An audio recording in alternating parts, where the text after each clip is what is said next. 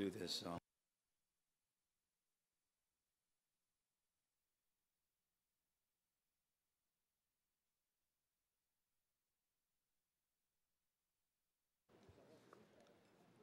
The staff want to make sure, because of the quality of the presentations today, each one, as you know, continued to build on the other, and we've got a great panel here, so I want to make sure as many of the mayors are back in the room, and so I'm going to once again ask the Conference of Mayor staff to bring in, and my staff as well, bring in all the mayors so we can get started.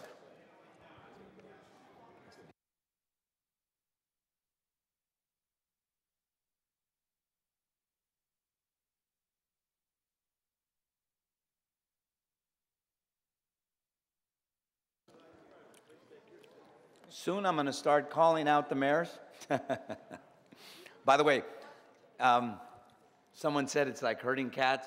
I used to be Speaker of the California State Assembly, and if you think this is herding cats, that was herding cats. No more in the hallway? Nope. All right. Mayors, want to keep as close to our timeline as possible because I do want to give you some time. I know every single one of you have BlackBerries that are going off, have phone calls that you have to return. We have a reception after this and a number of events this evening, so I do want to keep us as close to schedule as possible. I want to thank you all, of course, and I want to thank our panel here who I'll introduce in just a moment. Today we've heard virtually every presenter focus on the issue of jobs, innovation, investments, infrastructure, the need for America to identify, as we heard a few minutes ago, what are the things that we can export, what are the things that we're really good at, where the opportunities to grow the economy are. And one area is in the area of green technology, and as you heard Michael Milliken speak, the area of energy independence, an area that can create jobs in America as we speak. And today we have an opportunity to hear from a great panel about how cities, regional economies, metro economies like our own can create jobs by supporting a national effort to make the U.S. energy independent. You saw that graph, which was absolutely alarming when you look at, you know, every president, Democrat and Republican, talking about energy independence, and virtually every one of them has presided over the nation as we went further into a dependency mode on foreign oil. And so, as mayor, I've had an opportunity here in this city to make job creation and green jobs particularly a priority. A study released this week by Califrnians for Clean Energy and Jobs shows that LA is home to more green jobs than any other region in the nation. And when I say LA, the LA metropolitan area. The report also shows that these jobs will more than double, not just here, but around the country, more than double in the next 30 years. They predict that over 430,000 jobs will be created here in this area alone by 2040 rather. And joining us today is our moderator, Margot Roosevelt of the Los Angeles Times, who focuses much of her work on the environment and green energy sectors. But before we begin, I'd like to share with everyone. Today at the press conference, we did something we haven't done in a very long time. And that was, we didn't just have mayors speak about jobs. We had people living in our cities, in this case, my city, really share the story, put a face on the statistics of what it means to balance a budget, to reduce a deficit only on spending cuts, what it would mean if we're not making investments as well. And today, I'm very excited to have with me Tracy Wright. Now, Tracy was homeless. She was unemployed.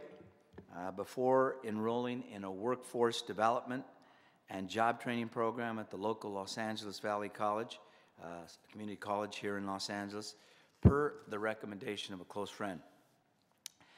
She was determined to find a way out, as so many people who are unemployed and underemployed are. She registered for a weatherization and energy efficiency program offered by Valley College, planning to stay for about a week. And after 3 months, she completed the course and received a certification in construction and welding. She's currently employed with Morrow Meadows as an electrician. She recently finished the Nordstrom rack project with her company at the Glendale Galleria Shopping Center.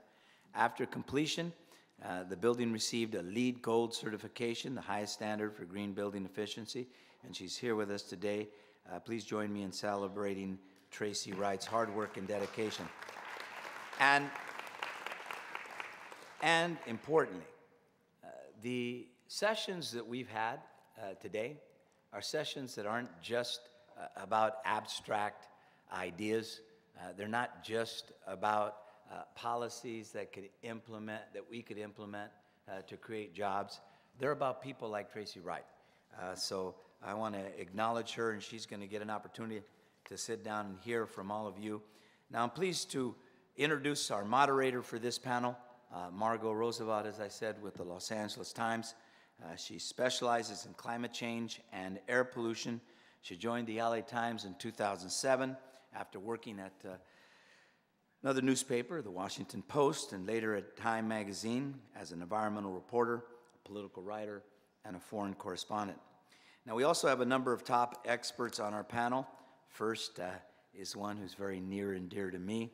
I was excited to celebrate with all of you the election of President Obama, and then very quickly thereafter, 4 of my deputy mayors became assistant secretaries or serving in a high-level position with the Obama administration. Nancy Sutley is the chair of the White House Council on Environmental Quality. She serves as the principal environmental policy advisor to President Obama. She's held high-level positions at the U.S. and California Environmental Protection Agency, and prior to her appointment was my deputy mayor for energy and the environment. I want to take this occasion to say in front of everyone that LA will welcome her back with open arms anytime. Also, our next panelist is Tom Steyer, founder and co-managing partner of Farallon Capital Management. Tom is co-chair of Califrnians for Clean Energy and Jobs. He's been working closely with the city of LA on assessing the potential for green jobs and the green economy. We also have with us Dan Reicher. Dan is the executive director of the Steyer Taylor Center for Energy Policy and Finance at Stanford University. Prior to this, Dan was head of Google Energy Initiatives. And as you didn't get to hear, Dan, but when we were talking about what the principal real estate cities in the nation, we were asked to identify which ones they were. None of our cities were in that. They were all companies like Google that are really moving the economy today. Dan has also held several high-level positions with the U.S. Department of Energy, the Senate Environment and Public Works Committee, the World Resources Institute, and the Natural Resources Defense Council. So let me turn the panel over to Margot and go from there. Margot? Thank you, Mayor. Thank you, Mr. Mayor. I'm going to ask each of our panelists maybe a question or two, and hopefully then they can also ask each other a question or two or jump in and disagree. And I'm also very open to any mayor that has a comment, even in the middle of the presentation and discussion, and then we'll soon turn it over to a discussion between all of us. The only thing I'll correct, Margot, if we could, ask them all the questions, let them ask themselves, and then when we're through with that, then we'll have our mayors chime in. Okay, logistically, I guess we can't have too much of a back and forth at first. I'm going to start with Nancy. Nancy, there seems to be very little prospect of a climate bill coming out of Congress. Given this fact, there's a lot of focus right now on what the president is going to work out with the automobile companies in terms of fuel efficiency. This, of course, is an issue that affects all of our cities. Environmentalists would like to see the administration hold fast to a 60 mile per gallon fuel efficiency standard by 2025. The administration is reportedly asking the automobile companies for about 56 miles per gallon. How is the president really going to hold to that 56, or is he going to allow himself to be negotiated down by the auto companies? First of all, just want to say thanks for the opportunity to be here and be with all of you, and certainly a particularly big thanks to Mayor Villaraigosa. And it's a proud moment for me to be here with you and to be back home. So, thank you. Well, you know, let me take one step back and talk a little bit about why we think this effort to improve the fuel economy and reduce greenhouse gas emissions from our vehicles is so important. If you think about greenhouse gas emissions and pollution that affects many of our cities, transportation is one of the two biggest sources of both conventional air pollution and greenhouse gas emissions. And in the United States, motor vehicles account for, I think, overall about 40% of the greenhouse gas emissions.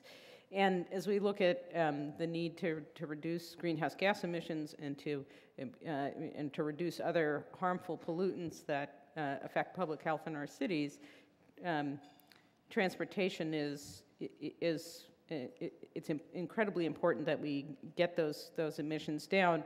And if we don't, you know, this ends up being sort of a zero-sum game. And the other place that we look is at industry and at buildings, at electricity generation, and so it's sort of transportation has to do its part. And so, you know, we were very pleased, and one of the first things that the president did was when he came into office, was to ask the EPA and the Department of Transportation to work together with their authorities to do a single joint national standard for greenhouse gas emission reduction and improvements in fuel economy from passenger cars, and to work with the state of California and the other states who are interested in seeing this move forward. And California has some special authorities under the Clean Air Act.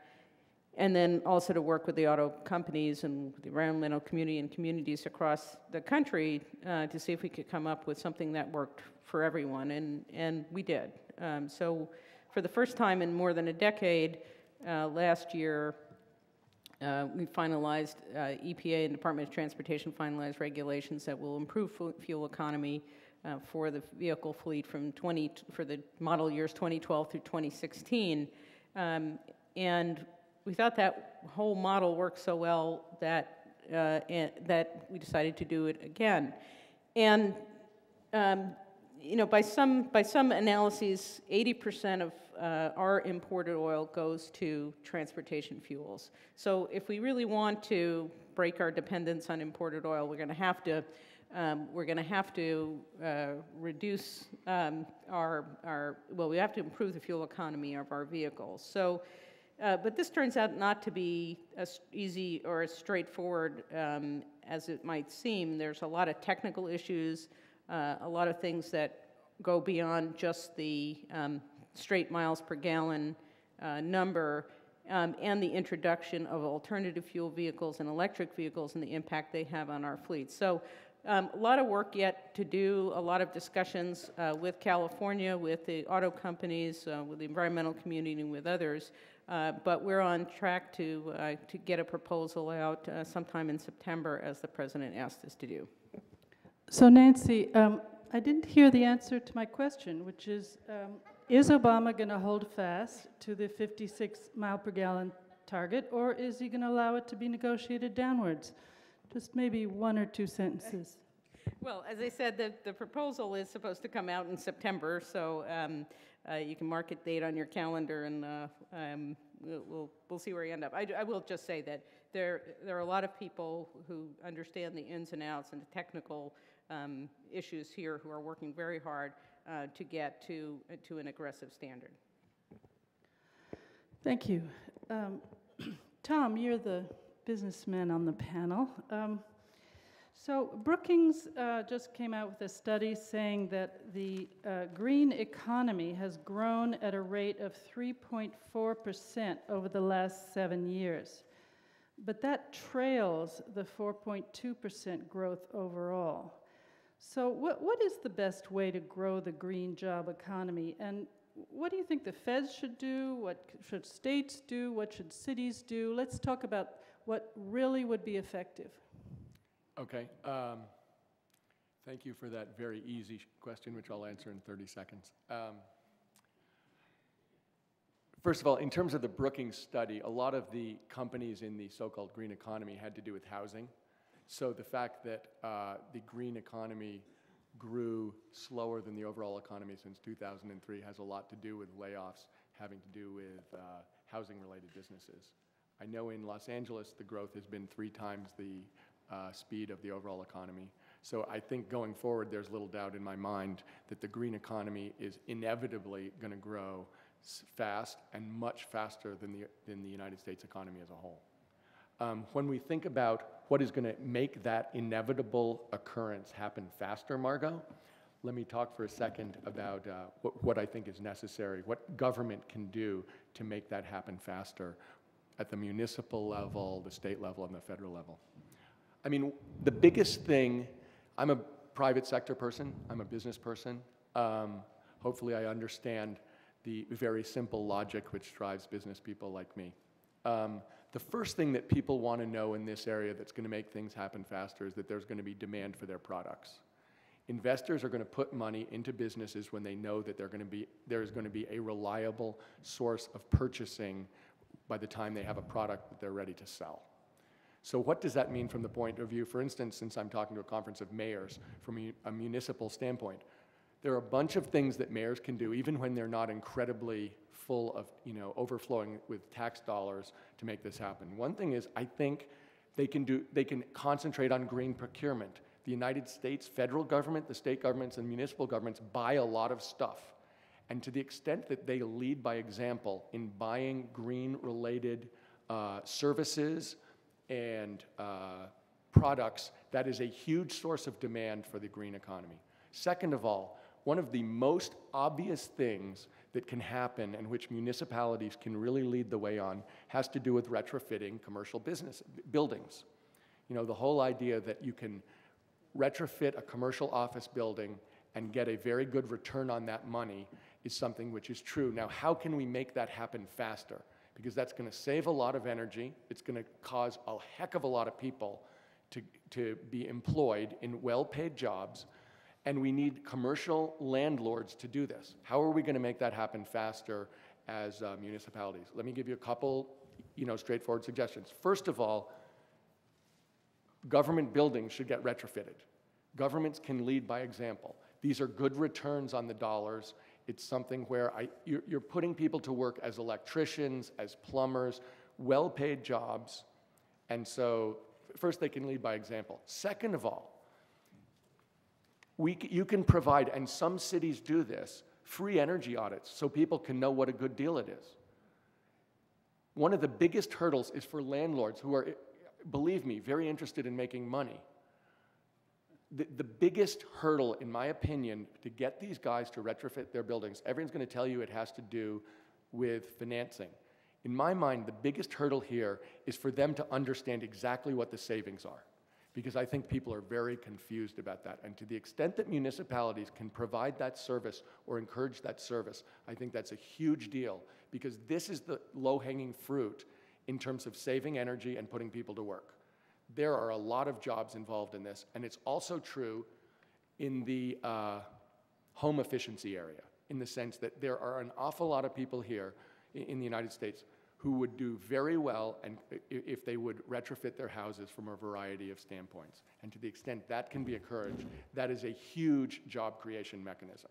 You know, when they asked Angela Merkel, and believe it or not, I spend a reasonable amount of time thinking about economics, so I know this is not a pure answer, but they asked Angela Merkel why Germany had such low unemployment.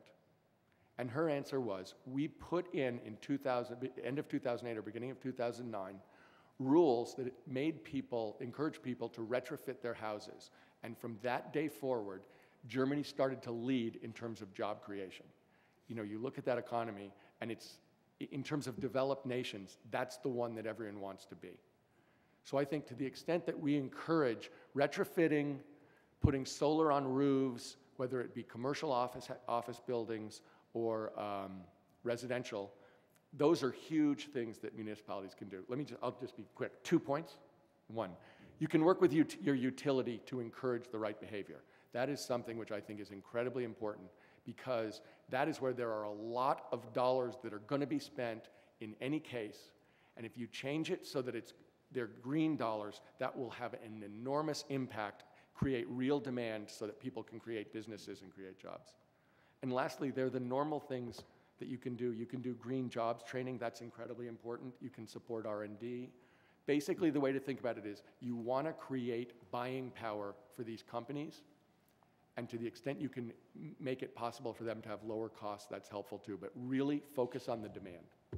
So I heard you say over and over again, encourage commercial building owners to retrofit, encourage homeowners to retrofit. And then you talked about Germany. I heard the word rules come out of your mouth. So there's a big difference between encouraging people and actually making them do stuff. And maybe I'll move to Dan on this subject. It's one thing to, go around and say, gee, you could save a lot of money if you, installed solar panels and fixed your windows and plugged up all those holes. But a lot of people know this already and they haven't done it. So how do you bring that about beyond the sort of free energy audits? Well, thank you, Margot. It's wonderful to be here, and let me take a stab at that. I think about this whole clean energy area from the perspective of a triangle of technology, policy, and finance. And unless we're working our way around that triangle, unless we're advancing the technologies, we're putting the right policies in place, and we're ensuring there's adequate finance, we're not going to take advantage of all these opportunities that we've talked about so much here and everywhere when it comes to clean energy. You asked about the policy point of the triangle.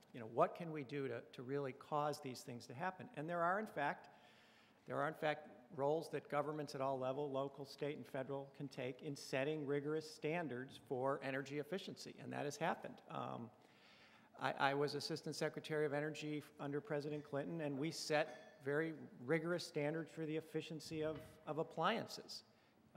And that has caused a whole new generation of appliances to be put into homes. There is a debate in Congress, unfortunately probably going nowhere, about setting a national clean energy standard that would mirror what a number of states have done, setting clean energy standards, and that would drive these things into the economy. So there's a whole host of things. Just yesterday, the Federal Energy Regulatory Commission issued a new set of standards for how we're going to get something critically important done, and that is to build more transmission capacity. We talk a lot about all these great renewable energy sources scattered all over the country, but it's going to be a really difficult thing to get them from where they are in the deserts or in the mountains or wherever off the coast and get them to where people live. Without transportation, that's not going to happen. These set of regulations that came out yesterday will happen. So I'm a huge fan of investment in technology. I'm sitting in the middle of Silicon Valley at Stanford. We've got to drive costs down through technology investment. The finance community, Tom's community, and where I used to work has got to step up. But I think policy is a critically important driver. And where we differ from Germany, where we differ from China, where we differ from a number of other countries, is that we have not been putting the right policy mechanisms in place. And until we do so, I think we are going to not only be losing this race, but I think we're going to suffer the economic consequences for it. So let's talk a bit about maybe reference to Germany, for instance. Germany has a very strong feed-in tariff, which is what has really encouraged it to, a huge building of solar rooftop panels, even though, it's a much cloudier, colder country than we are. Given the environmental problems involved in locating huge solar plants in the desert, should the government be shifting more of its subsidies to rooftop panel development? I'm not saying everything, but should there be a shift in emphasis the way Jerry Brown is now talking about in California? Well, let me go at this from a slightly different direction, which is, while I'm a huge fan of solar, it remains a rather expensive technology. And when it comes to where we really should be putting our emphasis, it ought to start, as we've talked about already on this panel, with energy efficiency, which, roughly speaking, can be delivered to market for one-fifth the cost of solar.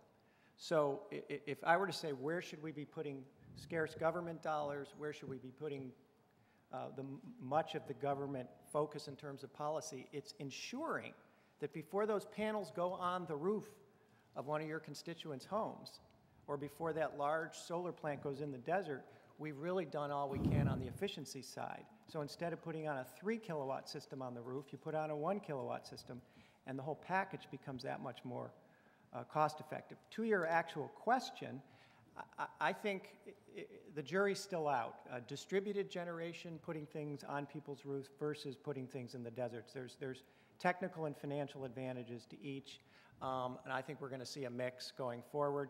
I think a lot of this will, in fact, be determined by what I said earlier. Are we going to be able to build the transmission capacity that's going to move these big energy sources from where they're generated to where they're used? When I was at Google, we were investors in a major project off the U.S. East Coast to build a large underwater transmission line that would allow us to hook up the very vast amount of offshore wind-generated electricity and move it to the big cities of the East Coast. If that doesn't get built, it's going to be very difficult to develop offshore wind energy on the East Coast, because the current East Coast grid is over capacity as we speak and is not going to be able to move many, many thousands of additional megawatts very effectively. Nancy, I'd like to ask you about the PACE program, the Property Assessed Clean Energy Program. There's a huge amount of interest in that around the country, and as you know, Fannie Mae nixed the program. And now there's legislation in Congress sponsored by 2 California congressmen, one Democrat and one Republican, so that's something to be said for bipartisanship, to reinstate this program. This would allow, of course, people to install solar panels on their rooftops and pay it back through property taxes. Is the president behind this legislation? Are you and the rest of the administration going to really push this change? Well, the PACE, the idea behind PACE is, is an important one. I think we know that one of the big barriers to retrofitting homes, people making investments in energy efficiency in their homes, is the upfront cost. And PACE-like programs are really a way to try to deal with that by creating a financing mechanism through property taxes. And the big Fannie and Freddie, the big mortgage underwriters, as well as a number of the sort of independent mortgage regulators, raised some serious concerns. We worked very hard to try to resolve those concerns, but weren't really able to do that. So we are looking at other mechanisms, including an FHA power saver loan, and to provide some of the same kinds of benefits that PACE would provide, so that's a product that's now out on the market. HUD announced a few months ago, and one of the other things that I think that we'll get out of the Power Saver loan and the Power Saver program is is data, real life, real world examples, real life, real world data about how these financing and these mortgages perform, that I think will, we hope will go a long way to try to resolve the concerns of the mortgage regulators and the mortgage underwriters. And I think the other thing is that there are other kinds of financing mechanisms, whether it's on-bill financing through utility bills and other things that can be done. So as far as legislation, we haven't seen I haven't personally seen the legislation yet, but I think moving forward with a program that tries to sort of mimic the benefits of PACE, that provides some data, will go, I think, a long way to resolving some of the regulators' concern.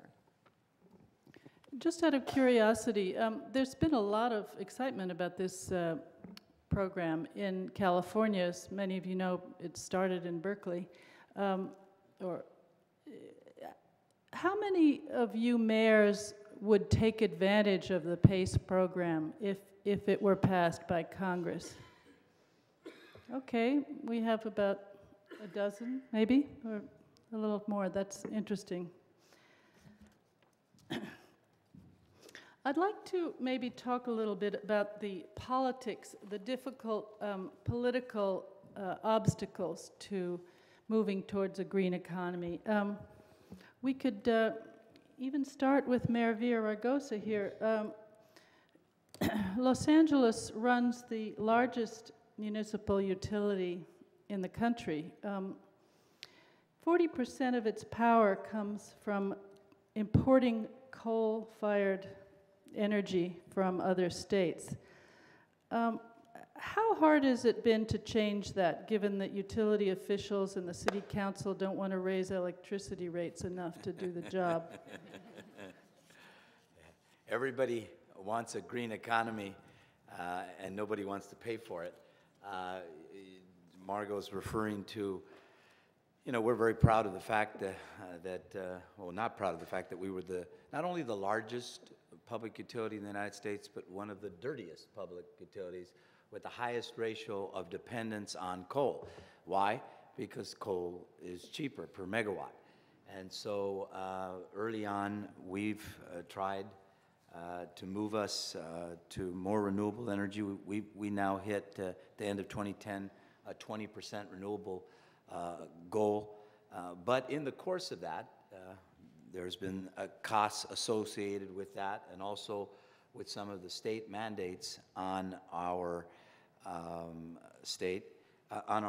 utility. And because we also, in addition to moving to renewables, we want to move away from our overdependence on coal. That is going to have a cost associated with it as well.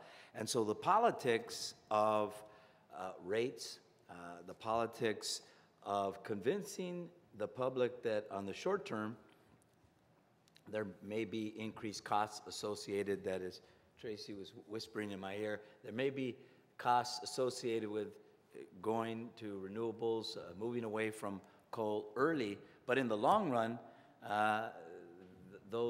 there will be savings and efficiencies as well. So it has been very difficult politically, because while everybody wants to stand up at every press conference and celebrate that we're using 19 times the conservation that we used to before I became mayor, that we're at 20% renewables, that we're moving slowly but moving away from coal. When it comes to rates, nobody wants to factor that in and there's a lot of debate right now about challenging those rates. So that is a microcosm of what's going on nationally, because around the country, as we move away from our dependence on foreign oil and coal, carbon, there's an initial cost and an investment associated with that, and frankly, there hasn't been enough on both sides of the aisle committed to making those kinds of investments. Tom, back to you on the whole financing issue, because that's you know, what we're talking about when we're talking about raising rates, too. The Brookings study said that the big issue is, of course, as you mentioned, that companies with promising ideas cannot get financing to scale up production. And the study advocates scaling up the DOE loan program, loan guarantee program, or even creating a tech fund, a federal tech fund to parallel what crop insurance was for the agricultural industry. What do you think of those two ideas? And if not those ideas, then where, again, is the money going to come from? The second one was a tech fund. They talked about a tech fund in the same way that, so that a guy how is a starting tech fund up, different from ARPA-E? well, you tell me. I mean, the tech fund they talked about, have the a way the tech crop insurance fund it means that if somebody invests in something that and they lose their shirt, they're insured against it. And what's the second one? Margot, I apologize. And the other one was scaling up the DOE loan guarantee program. That was their two ideas, but you may have better ideas. Well, let's talk for 1 second about what we all know is going on in Washington, D.C., which is that they don't have that much money to do as much energy encouragement as any of us probably would like.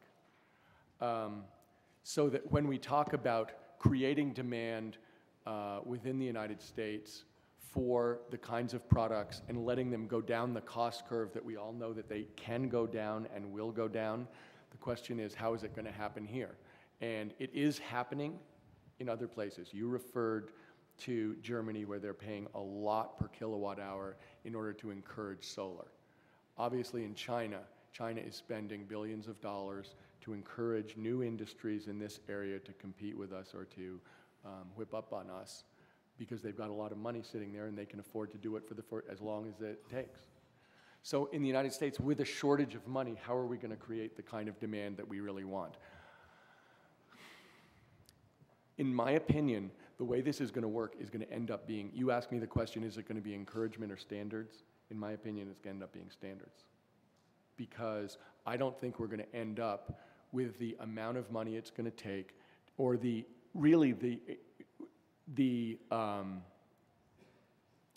right incentives within government to make those investments. And I have never worked in government, but I've been an investor for 30 years, and I kind of understand what drives good investment thinking. And in general, it is very, very different from the way that people in government think. And that's not a criticism of government, it's just a fact. So when I think about where government can ensure there will be demand, I honestly go back to, A, they can use the dollars they're going to spend anyway, and B, they can set standards that have to happen, and that means there are going to be dollars spent because that's the rules. And between those two things, I think those are possible even in a time of reduced resources. And I think that to the extent we can also get any help in R&D, that is a huge, the other two things government can do is, if they can support R&D, that's something they've traditionally done. And secondly, to the extent that they can provide the infrastructure that people need, where Dan was talking about really a smart grid, then after that, I think you let the private sector go figure it out, and wish them good luck. Thank you, Tom. Mayors, we can entertain some questions from some of you. Mayor Polito. And by the way, I'm going to start with mayors who haven't asked a question up to now. So Mayor Mallory, Mayor Becker. Okay. Mayor Steyer. I actually have a question. I've been doing a little research on what some of the mayors are doing, and I have a question for Mayor Swearingen of Fresno. I see right here that he's, is that? Yeah, Mayor Swearingen. Okay. That she's here, right near. I saw you received a Climate Protection Award from the conference for your residential retrofit program. You're offering no-cost audits to homeowners and training for green jobs. How many homeowners are taking advantage of this? So let's say you have X number that's offered. Is it 50%? Is it 10%? And once they get those audits, how do they get the money to do the retrofit?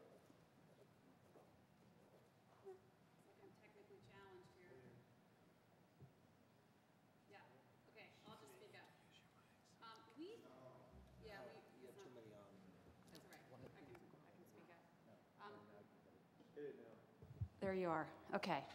We've done a little over 1,000 home energy audits since we received our EECBG funding, which is what we applied most of those dollars to, in addition to our long-range land use planning to really address sustainability from a growth standpoint. So that represents really a small fraction of households in Fresno. I think one of the challenges has been typically government's not great at communicating and promoting. We are really good at devising programs and even finding ways to make them available for free. And then we're horrible at actually communicating and promoting those things to the public. So I think part of it has just been all of the money goes into actually delivering the program and very little on making sure people know it's available. Having said that, we've done a fairly good job of working with the Energy Commission and securing additional resources. We're now working throughout Fresno County and also in Kern County in the Bakersfield area. People who receive these audits are very, very pleased. They're thrilled to get the information, to even know that the assistance is available. Those that convert into actual customers, and part of our strategy has also been let's connect them with private sector small business owners who can actually then do the retrofits. And frankly, I don't know the data off the top of my head in terms of the conversion rate to people who actually do the upgrades and the retrofits after the audits are done. My sustainability manager would obviously know that. But generally, the PACE program was really seen as a key for us in converting as many as possible into actually doing the work and seeing the job creation that would result. So we were stymied, as was everyone else, when that program went by the wayside, and we've been working very closely with the CEC to try to get some kind of replacement program to keep chipping away at it. Mayor Polito? Mayor Polito? Yes, thank you, Mr. President. You guys weren't here earlier, but we have Michael Milken showing us this video, and he had like Blockbuster on one side and Netflix on the other. And when they began, Blockbuster was huge and Netflix didn't exist, and now it's completely the other way around. And one of my concerns as chair of the Energy Committee is that as we talk about some of these issues, sometimes I'm not sure we have the right models. And if we don't have the right models and we use the old analysis and say, within this box, what can we do? We kind of just go around in circles and in circles and in circles. I think a lot of the solutions are in cities. And I think they're happening now as we speak. I mean, I see, Mayor Foster in Long Beach, he ran Southern Cal Edison. He's one of the experts on a national level. And if you see what's going on, things are changing. We were out there recently at Waste Management. They just converted 1,000 trash trucks to run on natural gas from local landfills. Maybe it's only 1,000, but it's the first of 10,000 that are going to come. And, these things are happening. I see Michael Ginn, he's got his own cogen plant. I know in Sacramento, I see, Kevin Johnson and what he's doing with UC Davis and bringing in all these different folks together to make a big difference. I see Mayor Villaraigosa. He has, charged up the hill over and over and over again with proper positions, proper policies, and they're beginning to take root. It's a tough thing to do, to take a model and say we're going to have to change it, but I think we can change it. And my question to you is, you talked earlier about how there's different factors. We need financing, we need technology, we need policy. To the extent that you could give us specific things, this group of this leadership conference and mayors across this country are hungry to make a difference. So if there's specific policies, we hear you on buying green. We've converted 727 buses to natural gas. All the new vehicles that we're buying are hybrids. I drive a plug-in hybrid. Been driving it for 4 years now, 75 miles per gallon, 7.4 kilowatt hours in the back. I just plug it in and I go. And now they're starting to come out, from the OEMs, but we've been, converting for a long, long time. So, please, any thoughts on this conversion? That's a good question. I'd like maybe Go ahead. to ask Dan, since you were, Nancy wants to jump in. Sure. You can all jump in. There was one thing I just want to make sure that you all were aware of in terms of specific things and specific programs, and that's something we've been working on called the Better Buildings Initiative. The President in February said, look, you know, this gets the commercial building retrofit that Tom talked about, you know, huge opportunities all over America's cities to retrofit commercial buildings, whether they're municipal buildings or in the private sector. And the president said, look, if we can get to a goal of using 20% less energy in our commercial buildings, we'll save $20 billion a year, $40 billion a year, and save that and put it to better use. So as part of that, there's a bunch of different pieces of it. There's some grant money that is in the DOE FY12 budget, some changes in the tax code we need. But one piece of it is the Better Buildings Challenge, which is really to try to work with large real estate owners, again, private sector, public sector, to be a part of this. And we announced the first partners, and it's not just owners, but also financiers. So we have City in as offering financing for this. The City of Los Angeles is in initially. Mayor McGinn was with us in Chicago. Seattle is in. And you know, what Los Angeles is doing is there's a commercial building performance partnership, and that the city will, you know, expects to take 22 million square feet of commercial property audited and using Recovery Act funds to drive investment by the commercial building owners into retrofitting. So that's one thing, and I think our initial city partners, besides Los Angeles and Seattle, is Atlanta. So we'd love to have as many of you as possible. We're trying to get some of our federal partners in as well. So that's one specific thing. Okay, Mayor So Mallory. what I hear, just 1 second, what I hear Nancy saying is a lot of, we're working with companies, we're working with cities, but we talked earlier about how what's really needed are tough standards. It's one thing to say, oh, we'll give you some incentives and we'll work with you and we'll encourage you, but Dan, do you think that's enough, or do we need some really much tougher standards for building retrofits and for new building?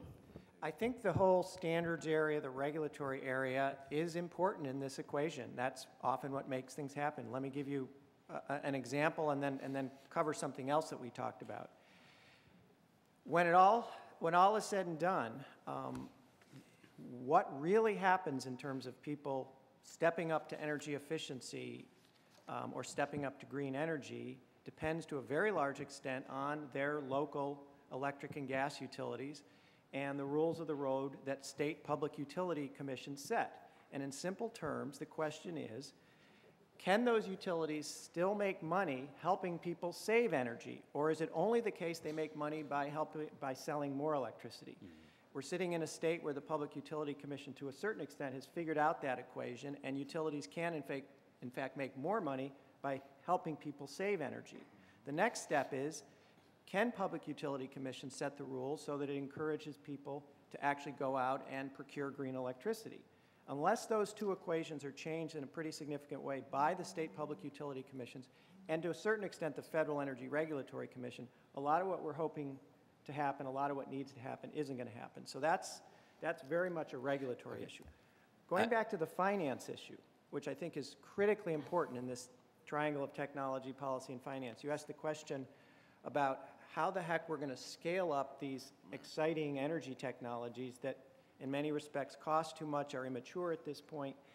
And there are some really good ideas that are supported on a bipartisan basis in Congress as we speak. There's something called the Clean Energy Deployment Administration, or CEDA, that could be created to do what we really need to do, which is to take these very immature technologies, which only work at pilot scale, and get them to their full commercial deployment, crossing what has come to be known as the Valley of Death. And this proposal that sits in Congress and enjoys bipartisan support would create something called the Clean Energy Deployment Administration. It could, in fact, provide loans, loan guarantees, insurance products. And what makes it really interesting is that it could actually take an equity stake in the projects that it helps finance. And therefore, you'd only have to go to Congress once for funding. This entity could actually take an interest in the outcome of these projects and therefore be self-funding after the initial infusion of capital. It cuts across all the energy technologies, from renewables to efficiency to fossil to nuclear, It enjoys very strong bipartisan support, but unfortunately, given the dysfunction in Washington right now, I'm afraid it may not go very We have time for one last question. It'll be Mayor Mallory. Please. Thank you, Mayor Villagrosa. Mark Mallory, Mayor of the great city of Cincinnati. We have several things that we're doing to encourage people to retrofit and also to build to LEED standards. We have a tax abatement that we do on new construction that will give a 15-year tax abatement. On retrofit, it's a 12-year tax abatement, and I could argue that it probably should be the reverse.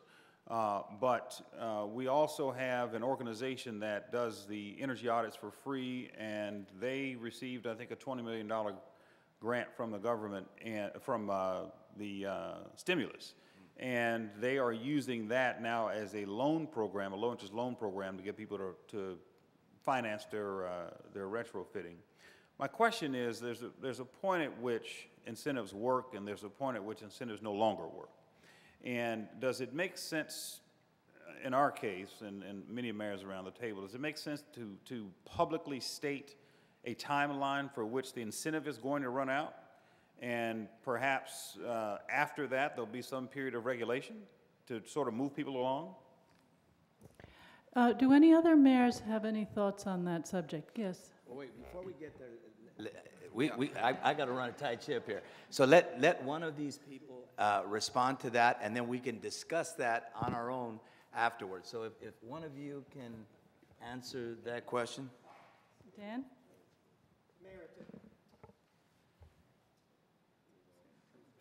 Yeah, I'm sorry.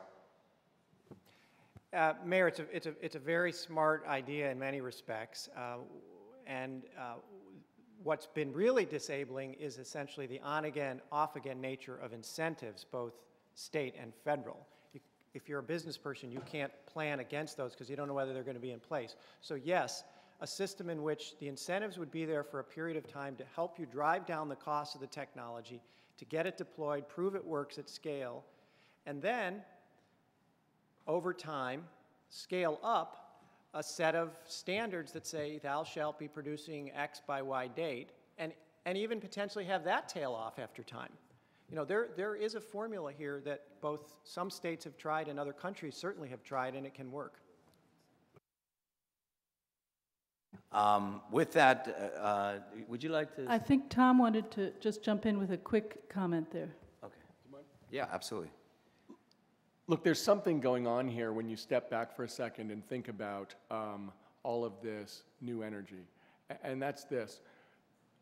The mayor was talking about Netflix. That's a really disruptive technology.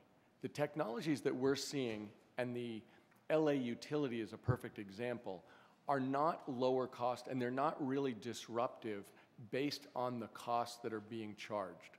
So that, you know, when you look at the cost of a coal plant, what's being charged for a fully depreciated coal plant is just, you know, how much it costs to create the energy. What isn't being charged is the health costs that are being created, and to the extent that carbon's being spewed out, they pay zero for that.